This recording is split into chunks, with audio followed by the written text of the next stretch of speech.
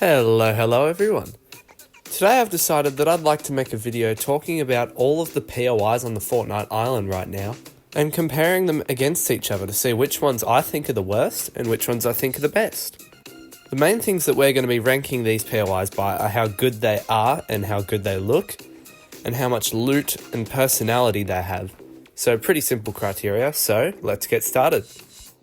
As per usual, we're going to start at the bottom of our list at the number 13 spot. And in this spot, as my least favourite POI, I have Wonkyland. Unlike most people on the launch of Chapter 7, I did not like Wonkyland as a POI. Like, having the idea of a carnival or a theme park being a POI sounds great on paper, but the execution, in my opinion, just was not that good. I never really landed here, and that stayed that way in Season 2. So I was kind of frustrated when it came over to Season 3, but it got put in a new spot on the map since the map got changed. So I thought, I'll go check it out, I'll go see if it's better or anything, and I still think it's pretty bad. The main issue for me is just genuinely the lack of loot in this place. Like, I feel like there's so many spots where I look around and I'm like, why is there no chest here? Like, does anyone else feel that? I feel like there's just nowhere near as much chests. For a POI of how much, like, it's a big POI, but there's just such little loot. And also, it's a very confusing layout. I find myself getting lost a lot, and there's just too much going on, and yeah, it's not the greatest POI. And now it's way out at the edge of the map, so it's not really the most ideal drop spot this season. Our next POI at number 12, I was really excited for when I first heard of it. It seemed like a really cool idea, and that POI is Golden Grove. Like, there's just a clear issue of this POI, in that it just doesn't have a standout thing that makes you think of it as like a unique thing. Like, the buildings and everything are just like Shaken Sanctuary, which we already had a Sanctuary POI last season, so we're all accustomed to that, as well as a Sanctuary in Chapter 3. And now we have this random new place with a big tree and a lake, and it's not really a part of the POI, but it's kind of like the main feature of it. And then there's the underground bit, which has little reality trees from Chapter 3 Season 3. And it's just like, I don't know what this POI is trying to be. I think it's meant to be a little research post for the 7, but that's kind of the whole purpose of Shaken Sanctuary, is it not? It serves its purpose as a small POI. It has plenty of loot for a small POI, and it's a nice spot to drop if you want to just have a quiet game, but I never see... Like, for instance, when I'm off the bus, even if this POI has like the legendary chest boost, I never look at it and think, yeah, I'm gonna land Golden Grove. Like, I don't know, I just never want to land here. I feel like my number 11 pick is a bit of a hot take, but I'm going with it, and I'm putting Lifty Lodge here. First off, I want to say that this POI feels like it is straight out of Chapter 5, and I really like it for that, but this is just... I want to like this POI. It's a very cool POI by design, by aesthetic, and it's just, like, it's a great idea, but I just don't think that idea translated to gameplay very well, honestly. First off, the main, like, turning point away for me is the verticality of this place. Verticality has never really worked in Fortnite, and that really goes to show on this POI.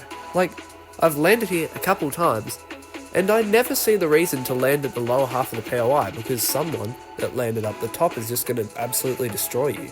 Another nitpick is how sparse everything is. Like, all the buildings in this POI are a decent distance away from each other, it feels like. And in turn, the loot is just not really near each other, and you have to go running around a lot to get to all the buildings, to get the chests and everything. And for me, it just makes it harder to actually loot the POI and have a good time. I do have to acknowledge that this is a great spot if you are hunting for sprites because of all the sprite chests in the area, but I've built up my own route and it doesn't even go through this area, so yeah. At the number 10 spot, we have Heatwave Harbour. I feel like Heatwave Harbour is meant to be like one of the main POIs on the map. Like, this is where most people should be landing and everything, but first off, why is it like way down the bottom left corner of the map? Like, I feel like it should be pushed up way more, and that just makes it harder to want to land at the POI. Secondly, where is all the loot in this place? Like, I swear when I am actually here, trying to find chests, ammo boxes, whatever, yada yada, I can never find any. Like, there's just such a small amount of chests. I can never find any loot, and it just makes it really frustrating. And that's why I never actually land here. Like, I often come in to visit during like mid to late game, but I don't think I've ever landed here, other than the one time where I was trying to track someone from the Grim Reaper sprite. But I'm not going to get into that story today. I do yet again need to acknowledge the looks of this POI, because I think this is one of the best looking POIs on the map, which is another reason why I feel like it was meant to be a main one, but for me it just isn't. Like, there's no real reason to land here with the other POIs, and I'm staying true to that too. Like, I look at other POIs and I think I'd rather land there than Heatwave Harbour. So that's why it ends up at this spot on the list. In number 9, it's a lot higher than I thought it would end up being, but I have Chopped Shop. The reason that Chopped Shop finds itself above the other POIs on this list is that when I want to have a quiet game, I do land Chopped Shop. Like, that's my quiet drop spot this season. The main thing that drags it down for me though is that there's small POIs, but then there's very small POIs.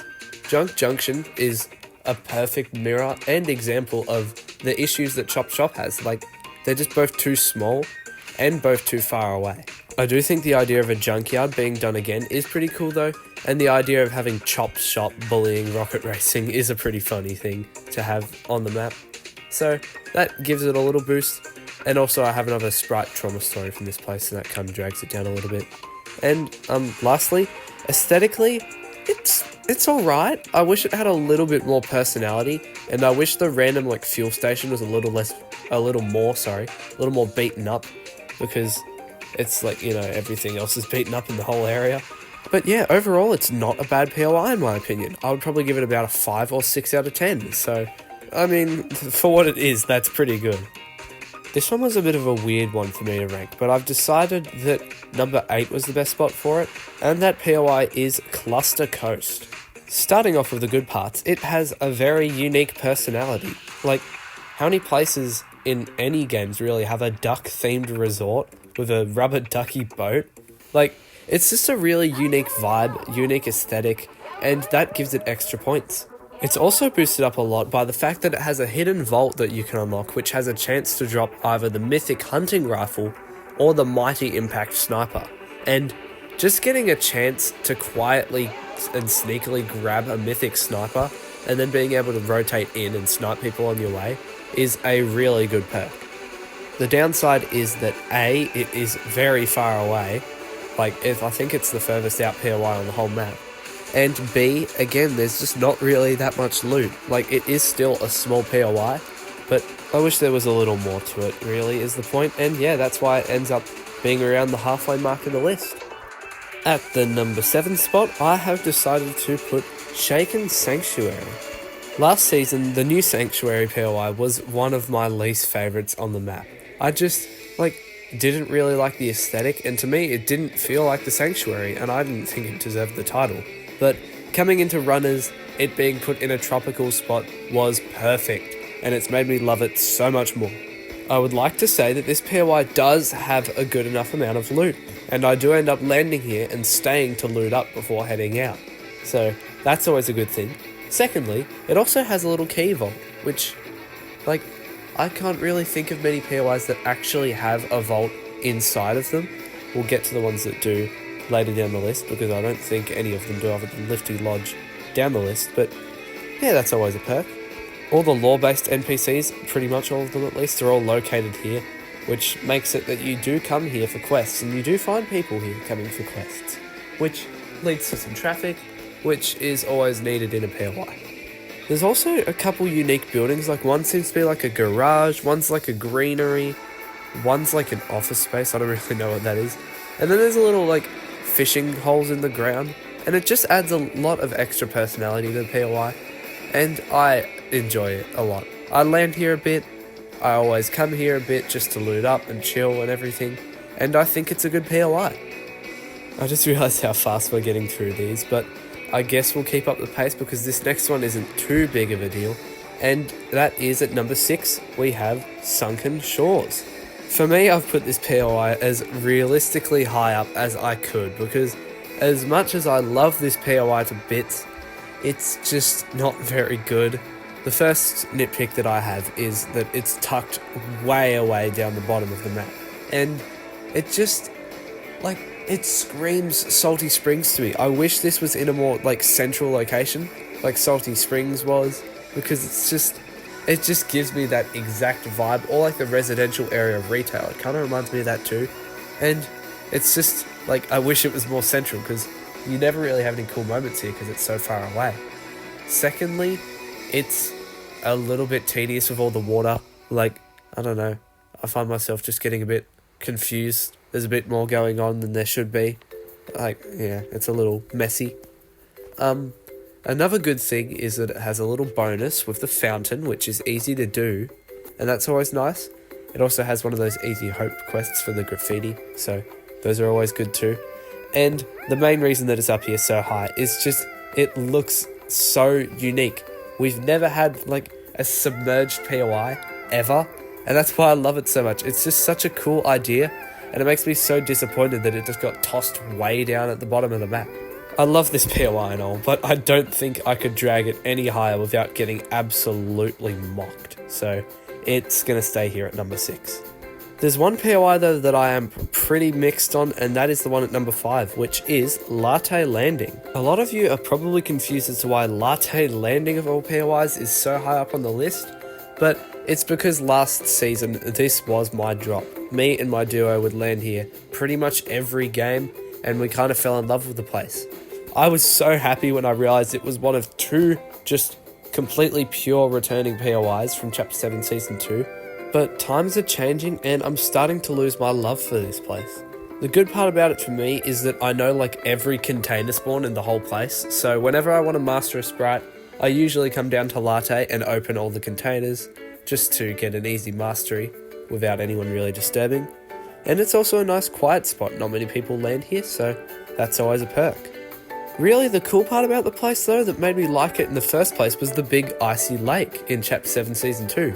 This had a bunch of fishing holes and everything, and it was just really cool, and it added an extra bit of personality to the place, but they got rid of that because it's not in an icy biome anymore.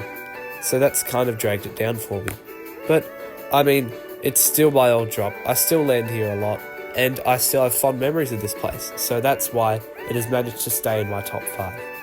One POI that definitely wouldn't have made my top 5 last season, but managed to make top 4 this season, is Sinister Strip. I'm just going to be real, I was an avid Sandy Strip hater back in Chapter 7 Season 1 and 2, but I think Sinister is a much welcome improvement to that. A main, crucial selling point for this place is that it has 2 vaults, which one of them is a keycard vault, which is always just crazy to get. It's a bunch of loot. But then there's also a vault that requires you to shut off 2 generators, which doesn't require any items. So you can just land there off the bat, and I find that really fun. There's also a chance of getting the mythic Baba Yaga pistol here, and there's always going to be people because it's in a pretty good location on the map. The bad part about this place for me though is just how much glass there is. Like, so many buildings are just made of glass, and it makes it really hard when there's lots of people here, and you're just trying to quickly loot up before you go and fight. But then there's just glass everywhere, and you just get shot through the wall, and it's like... It just gets a bit frustrating sometimes, and I wish that there were more solid walls around the place. Aside from the vaults and everything, I do think the loot balance here is pretty good, and it gives you plenty of chances to go out in different directions once you're done with everything at the POI. So I find that very useful. And yeah, I do land here a good amount, and I do enjoy going in this POI. POI that I do enjoy slightly more is Frosted Flats, which is at our number 3 spot today. This is kind of like exactly what I wanted Sunken Shores to be, which is just a nice suburb place with a lot of personality. And this place definitely delivers with that. I think its idea of having snow around it and an ice cream shop is just really cool, and it gives me nostalgia for Coney Crossroads from Chapter 3. And I will always welcome any Chapter 3 nostalgia, so that is a lot of bonus points for this place. Just like Sinister Strip, this place is also home to a keycard vault, which is a very good thing, and also just the loot balance around this place, like Sinister, is very good. The reason that I do find myself landing here over Sinister Strip though, is that I just like the vibe and the aesthetic and the layout more. There's a lot less glass, it feels a lot more cozy, and it's just, in my opinion, a little bit better of a spot on the map. Glaze aside, I do actually have a downside to this place, and that is the lack of snow around the place. Like, the little ice cap that's up the east side of the POI is cool, but I wish the whole POI was covered in snow, or at least half of it, so I could have Faulty Splits nostalgia, because Chapter 4 nostalgia is welcome. But like, I don't know, I just wish there was more snow, because it doesn't really deserve the name Frosted Flats when there's not that much frost. I'm not going to hate too much though, this is undeniably a great POI, and I adore it. Another POI that I adore is Calamari Canyon, which is coming in at number 2. Honestly, I just don't see any reason to dislike this POI. Like, comparing it to Squibbly Shores from last season, sure it's a little worse, but I just like sea shanty, like, pirate, wharf aesthetics more. It's nothing really wrong with Calamari Canyon, it's just something good about Squibbly. But just looking around, there's a lot of personality, there's a lot of loot, there's a lot of opportunity to get more loot and rotate and everything, and it's just a really cool spot. My one nitpick about the place was that the random like divot in the center existed, but they ended up filling that in with water in the last update, so now it feels a little bit more like Squibbly Shores, and I have loved that change. I've found it great. So yeah, there goes my one complaint for the place, and now I love it. Well, I love it even more. I did already like it, but yeah, now I think it's better. One place does have to be the best though, and in my opinion, that best POI this season is the Battlewoods. In my opinion, the Battlewood Boulevard POI from Chapter 7 Season 1 and 2 was already a pretty good place, but my main nitpick was just how big it was. But just like with Calamari Canyon, that nitpick got addressed, and the Battlewoods is just a smaller and more compact version of Battlewood Boulevard. The cool part about this place is just, like, I don't know, I really like the city vibe that it gives off, and especially being in the woods, it's just a really cool aesthetic in my opinion. Like, I don't really know how to pinpoint my love for this place, but I just have love for this place. I don't really have any wrong thing to say about it, and it's in a good spot in the map. Like, there's plenty of loot, there's nice height advantages, there's the mystery door and the chance of the mythic Baba Yaga pistol, and there's just, like, I don't know. I don't really know how to pinpoint what I'm trying to say, but I do think that the Battlewoods is the best POI on the current Fortnite map. Rightio, that is everything, all ranked, done, and wrapped up. If you enjoyed this video, any form of support would be appreciated from me, and also I'd like to see if any of you agree or disagree with my rankings down in the comments, because I feel like this one is pretty basic, it's not too far-fetched, but I'd love to see if you guys think differently. Thank you very much for watching, and bye-bye!